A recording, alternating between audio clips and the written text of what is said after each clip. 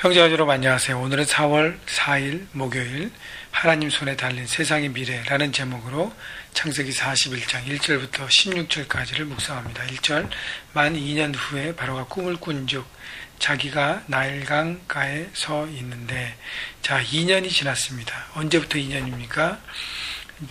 요셉이 감옥에 있는데 그때 바로의 밑에 있는 두 관원장이 그 두 관리가 옵니다.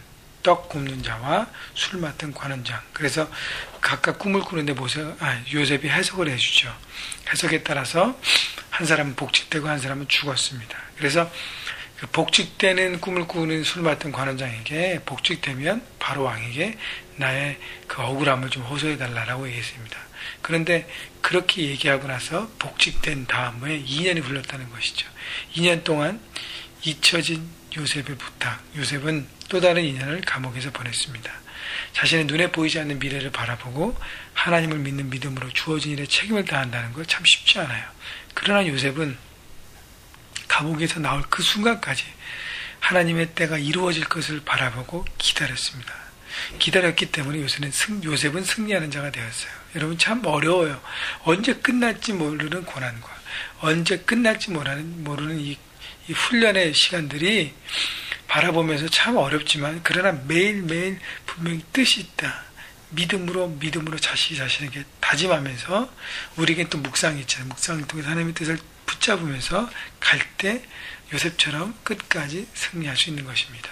자, 2년 후에 바로가 꿈을 꾼즉 자기가 나일강가에 서 있는데, 자, 나일강이 나오는 꿈. 나일강은 애굽에는 신성한 강이고요. 나일이 나온다는 것은 바로 나라의 미래와 운명에 대한 꿈인 것을 우리가 볼 수 있습니다.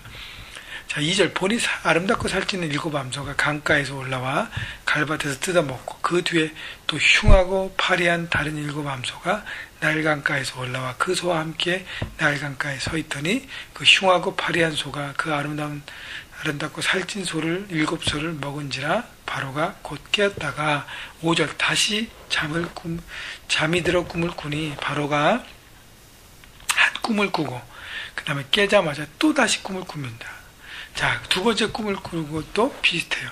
한 줄기에 풍성한 충실한 7 이삭이 있는데 그 위에 가늘고 동풍에 마른 이삭이 나오고, 그 7 이삭이 마른 것이 풍성한 것을 삼켜버립니다.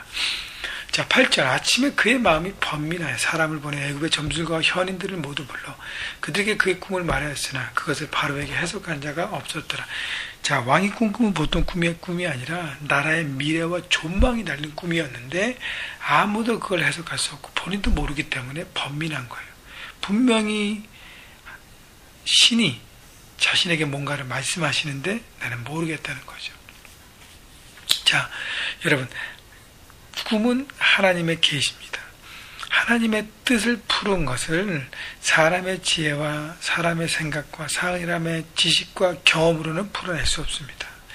하나님의 지혜로만 풀어낼 수 있는 것이 하나님의 뜻과 계시입니다. 그런데 바로도 그렇고 애굽에 있는 많은 지식인들, 점순가들, 지혜 있는 사람들 모두 자기 자신이 갖고 있는 지식과 경험과 지혜로 풀어내려고 했기 때문에 아무도 그것을 온전히 풀어낸 사람이 없습니다.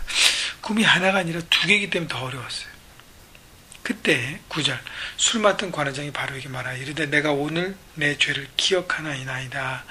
바로께서 종들에게 놓아사 나와 떡 굽는 관원장을 친위대장의 집에 가두셨을 때에 나와 그가 하룻밤에 꿈을 꾼즉 각기 뜻이 있는 꿈이라. 12절 그곳에 친위대장의 종된 히브리 청년이 우리와 함께 있기로 우리가 그에게 말하되 그가 우리의 꿈을 풀되 그 꿈대로 각 사람에게 해석하더니 그 해석한 대로 되어 나는 복직되고 그는 매달렸나이다. 자, 2년 만에 술 맡은 관원장이 드디어 자신이 어떻게 복직된지를 기억합니다. 여러분, 하나님께서 저는 섭리하시고 주관하셨다고 믿어요. 2년 동안 기억하지 못하게 했다가 이제 하나님의 때가 되었을 때 하나님은 술 맡은 관원장을 사용하십니다. 그래서 꿈이 기억나게 하는 것이죠. 그런데 보십시오. 친위 대장의 종 된 히브리 청년이라고 12절 나옵니다. 친위 대장의 종인, 또 히브리 청년, 애굽 청년도 아니고 히브리 청년 노예. 세상의 기준으로 너무 보잘것없고 아무 가치가 없는 사람으로 보이는 것이 바로 요셉의 현 주소였습니다. 그런데요, 그가 지금 필요하다는 거예요. 나라의 존망이 달린 일에 그가 필요하다고 합니다. 하나님께서는 그를 이제 세우시는 작업을 하신다는 것이죠. 세상에서 보면 가치 없고 무가치하고 존재의 어떤 가치가 없는 그 사람을, 그 요셉을 하나님은 끄집어내셔서 하나님은 점점 우뚝 세우시고 그를 통해서 놀라운 일을 준비하신다는 것입니다. 14절 이에 바로가 사람을 보내어 요셉을 부르매 그들이 급히 그를 옥에서 내놓은지라. 요셉이 곧 수염을 갖고 그의 옷을 갈아입고 바로에게 들어가니. 자, 요셉이 이제 수염도 많이 났고, 감옥이니까 허름한 옷을 입었겠죠. 자, 수염이 많이 났다는 것은 요셉이 13살 정도에, 17살 때, 17세에 종으로 팔려서 애굽에 와서 여러 가지 과정을 통해서 이제 13년이 그리고 30이 됐을 때 이제 바로 앞에 섰습니다. 13년이라는 세월을 애굽에서 보내고 수염이 났다는 것은 이제는 10대의 똘망똘망한 티네이저가 아니라 하나님의 지혜를 품고 자신의 일에 책임을 다하고 어떤 일의 노하우를 갖고 있고 성숙한 사람으로 성인으로 서가고 있음을 보여주는 것입니다. 15절 바로 요셉이 이르되 내가 한 꿈을 꾸었으나 그것을 해석하는 자가 없더니 들은즉 너는 꿈을 들으면 능히 푼다 하더라. 16절 요셉이 바로에게 대답하여 이르되 내가 아니라 하나님께서 바로에게 편안한 대답을 하시리이다. 자, 요셉은 자기 자신이 이렇게 드러내서 뭔가 이렇게 자기 자리를 찾아내고 이렇게 뭔가 할 수 있는 놀라운 시간이었는데 자신은 가립니다. 하나님을 드러나게 하는 겸손한 사람이었어요. 그래서 하나님이 요셉을 쓰신 것 같아요. 하나님의 섭리, 하나님의 인도, 하나님의 다스림에 순종할 수 있는 요셉의 모습인 것입니다. 내가 아니라는 것이죠. 하나님께서 당신에게 편안한 대답을 하실 것입니다. 바로보다 하나님께서 위에 계시고 바로도 하나님에 속한 백성인 그것을 간접적으로 표시하고 있고, 바로 앞에서도 바로보다 하나님 앞에 속한 백성임을, 나는 하나님의 음성을 듣고 하나님께서 당신에게도 역사하시고 다스리실 것을 요셉은 고백합니다. 여러분, 세상의 파워와 힘과 능력에 기죽지 마십시오.